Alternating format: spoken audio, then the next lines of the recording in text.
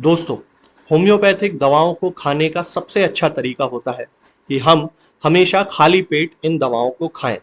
जिन दवाओं को दिन में केवल एक बार खाना है, उन्हें सुबह खाली पेट खा लेना चाहिए। मुंह में अच्छे से कुल्ला करके, गार्गल्स करके मुंह को साफ कर लेना चाहिए और उसके बाद हमें होम्योपैथिक दवाई खा लेना चाहिए।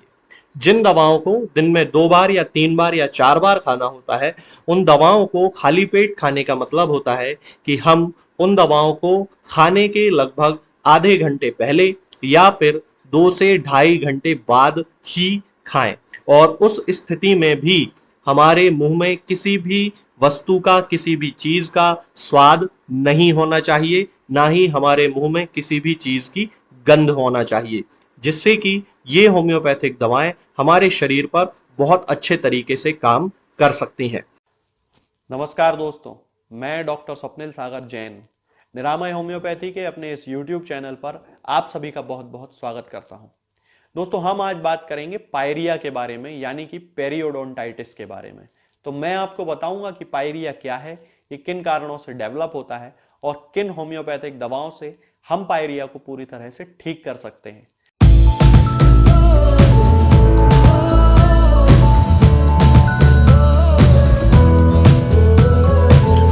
दोस्तों, पायरिया या पेरियोडोंटाइटिस एक प्रकार की पेरियोडोंटल डिसीज है जिसकी शुरुआत जिंजीवाइटिस से होती है, यानी कि मसूड़ों में सूजन के साथ इसकी शुरुआत होती है। धीरे धीरे मसूड़ों से खून आने लगता है और वहां पर पस बनने लगती है। पायरिया में दांतों में डिके होने लगता है, यानी कि दांत सड़ने लगते हैं और दांत के आसपास के सॉफ्ट टिश्यू डैमेज होने लगते हैं। यदि हम इसके साइंस और सिम्टम्स की बात करें तो मसूड़ों में दर्द होना, बहुत ज्यादा लालपन आ जाना, उनमें सूजन आ जाना, ब्लीडिंग होना, दांतों में बहुत दर्द होना, चबाने से दर्द का बढ़ जाना, मुंह से बदबू आना, यानी कि जिसे हेलिटोसिस कहते हैं। इसके साथ ही कई बार दांतों के और मसूड़ों के बीच में डीप पॉकेट्स बन जाते हैं, यानी कि बहुत ज्यादा गैप डेवलप हो जाता है। तो ये साइंस और सिम्टम्स पायरिया के केसेस में कॉमनली देखे जाते हैं। इसके बाद हम बात करते हैं इसके टाइप्स के बारे में। तो सामान्यतः पेरियोडोंटाइटिस 3 प्रकार का होता है, यानी कि पायरिया 3 प्रकार का होता है। पहला होता है क्रॉनिक पेरियोडोंटाइटिस, ये सबसे ज्यादा कॉमन होता है। इसके बाद आता है एग्रेसिव पेरियोडोंटाइटिस, ये सामान्यतः बच्चों में देखा जाता है। और तीसरा होता है नेक्रोटाइजिंग पेरियोडोंटाइटिस, इसमें पेशेंट के जो मसूड़े होते हैं उनमें ब्लड सप्लाई बिल्कुल भी नहीं होती है, सॉफ्ट टिश्यू डेड हो जाते हैं, दांत पूरी तरह काले पड़ जाते हैं। ये ज्यादातर उन लोगों में पाया जाता है जिनमें किसी प्रकार की इम्यून डेफिशिएंसी की शिकायत होती है। अब हम बात करते हैं कि हम पायरिया को किन होम्योपैथिक दवाओं से पूरी तरह से ठीक कर सकते हैं। तो इसके लिए सबसे अच्छी मेडिसिन जो है दोस्तों, वो है मर्कसॉल। होम्योपैथी में मर्कसॉल पायरिया के केसेस में सबसे ज्यादा यूजफुल मेडिसिन है, क्योंकि इसके सारे सिम्टम्स वही होते हैं जो कि पायरिया के केसेस में पाए जाते हैं। यानी कि पेशेंट के मसूड़ों में बहुत ज्यादा दर्द होता है, मसूड़े लाल पड़ जाते हैं, उनमें बहुत ज्यादा इन्फ्लेमेशन हो जाता है, मसूड़े स्पॉन्जी हो जाते हैं, मुंह से बहुत ज्यादा बदबू आती है और मुंह में एक स्वीट मेटालिक टेस्ट रहता है। तब उस कंडीशन में हमें मर्कसॉल 30 पोटेंसी में 2-2 बूंद दिन में 3 बार 1 चम्मच पानी में मिलाकर पेशेंट्स को कुछ दिनों तक लगातार देना चाहिए। इसके बाद अगली मेडिसिन आती है दोस्तों क्रियोजोट। क्रियोजोट भी पेरियोडोंटाइटिस यानी कि पायरिया की एक बहुत अच्छी दवाई है। इसमें पेशेंट के जो दांत होते हैं वो बहुत ज्यादा सड़ने लगते हैं, उनमें डिके होने लगता है, दांत काले पड़ने लगते हैं, मसूड़ों में पर्पल कलर डेवलप होने लगता है। तब उस कंडीशन में हमें क्रियोजोट 200 पोटेंसी में 2-2 बूंद सुबह शाम 1 चम्मच पानी में मिलाकर उन पेशेंट्स को देना चाहिए। इसके जो पेशेंट्स होते हैं उनके मुंह में बहुत ज्यादा सलाइवा बनता है और मुंह से बहुत ज्यादा स्मेल आती है, यानी कि हेलिटोसिस जिसे कहा जाता है। इसके बाद अगली मेडिसिन आती है दोस्तों लैकेसिस। लैकेसिस हमें 200 पोटेंसी में यूज करना है।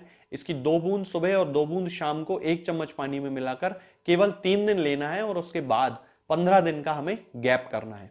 इसके जो पेशेंट्स होते हैं उनके मसूड़े डार्क पर्पल कलर के होने लगते हैं, उनमें बहुत ज्यादा स्वेलिंग आ जाती है, उनके दांतों में होने वाला दर्द कभी कभी उनके कानों तक चला जाता है।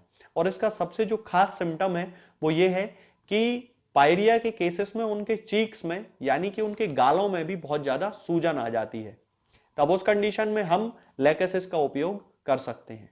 इसके बाद अगली मेडिसिन आती है दोस्तों कार्बोबेज। कार्बोवेज के जो पेशेंट्स होते हैं उनमें ब्रश करने के दौरान मसूड़ों से बहुत ज्यादा ब्लीडिंग होती है, उनके दांतों में चबाने के दौरान बहुत ज्यादा दर्द होता है, मसूड़े काले पड़ने लगते हैं और मुंह में बहुत ज्यादा कड़वापन रहता है। तब उस कंडीशन में हमें कार्बोवेज 30 पोटेंसी में 2-2 बूंद दिन में 3 बार 1 चम्मच पानी में मिलाकर उन पेशेंट्स को देना चाहिए। इसके बाद अगली मेडिसिन आती है दोस्तों फॉस्फोरस। फॉस्फोरस के जो पेशेंट्स होते हैं उनमें भी मसूड़ों से बहुत ज्यादा खून आता है, उनके दांत बहुत ज्यादा सेंसिटिव हो जाते हैं, यानी कि उनमें ठंडा और गर्म बहुत ज्यादा लगने लगता है, मसूड़ों में बहुत ज्यादा सूजन आ जाती है, उनकी जीभ पूरी तरह सूखी रहती है। तब उस कंडीशन में हमें फॉस्फोरस 200 पोटेंसी में 2 बूंद सुबह और 2 बूंद शाम को 1 चम्मच पानी में मिलाकर उन पेशेंट्स को देना चाहिए। दोस्तों अब मैं आपको बताता हूं एक ऐसे कॉम्बिनेशन के बारे में जिसका उपयोग करने से हम पायरिया के सभी केसेस को पूरी तरह से ठीक कर सकते हैं। इसमें आपको 3 मेडिसिन लेकर आना है। सबसे पहली मर्कसोल 200 पोटेंसी में, इसकी 2 बूंद सुबह और 2 बूंद शाम को 1 चम्मच पानी में मिलाकर पेशेंट को देना है। दूसरे नंबर पर कैलेंडुला 30 पोटेंसी में, इसकी 2-2 बूंद दिन में 4 बार 1 चम्मच पानी में मिलाकर पेशेंट्स को देना है। और तीसरी मेडिसिन है गन पाउडर, इसे हमें 3x पोटेंसी में लेकर आना है और इसकी 4-4 टैबलेट्स दिन में 3 बार खाना है। इस कॉम्बिनेशन के लगातार उपयोग से हम पेशेंट्स के पायरिया के केसेस को पूरी तरह से ठीक कर सकते हैं। तो दोस्तों आज हमने जाना पायरिया क्या है, ये कितने प्रकार का होता है और किन होम्योपैथिक दवाओं से हम पायरिया के केसेस को पूरी तरह से ठीक कर सकते हैं। आगे के वीडियोस में हम बात करेंगे कुछ नई बीमारियों और उनकी होम्योपैथिक दवाओं के बारे में। तब तक के लिए जय हिंद, जय भारत। तो हमें हमेशा ये ध्यान रखना है कि जब भी हम होम्योपैथिक दवा खाएं हमेशा खाली पेट खाएं और हमारे मुंह में किसी भी चीज का स्वाद या किसी भी चीज की स्मेल ना हो। अब बहुत सारे लोग ये सोचते हैं कि हम कच्चा प्याज खा सकते हैं या अदरक खा सकते हैं या हींग खा सकते हैं या इलायची खा सकते हैं या नहीं। बिल्कुल आप इन चीजों का इस्तेमाल कर सकते हैं। होम्योपैथिक दवाओं को खाते समय आप इन सभी चीजों को बड़ी आसानी से खा सकते हैं।